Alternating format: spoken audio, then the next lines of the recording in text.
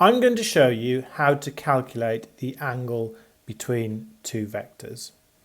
Now, supposing we have two vectors like this, so we have one vector here like this, and we have another vector here like this.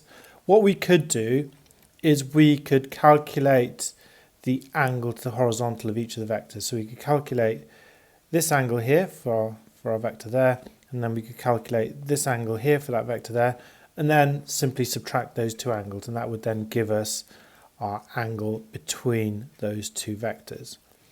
Now, in a two-dimensional case, that's a perfectly fine thing to do, but what we need is a more general case that allows us to calculate the angle between multi-dimensional vectors. So vectors that have more than two dimensions, we need to find a more general expression for that. So let's present that now. So the formula for that is given in this way. So we've got cos of alpha. So alpha is that angle between the two vectors, and is equal to the dot product of our two vectors A and B divided by the magnitude of A and the magnitude of B.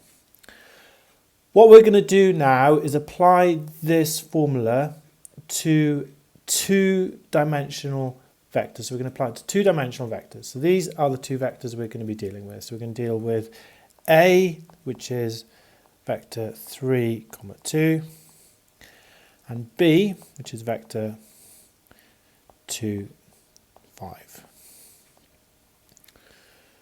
So the first thing we're going to do is we are going to calculate the dot product between these two. So for that, we multiply the 3 by the 2 times 3, and we add it to the 2 times 5 there. So that's be consistent 5 times 2. So now our dot product is equal to 16. So that's our dot product. Next thing we're going to do, we're going to calculate the magnitude of A and B. So the magnitude of A is equal to the square root of 3 squared plus 2 squared square rooted, and that gives us root 13. And the magnitude of B is equal to the square root of 2 squared plus 5 squared, which gives us root 29. Then we need to inverse cos both sides.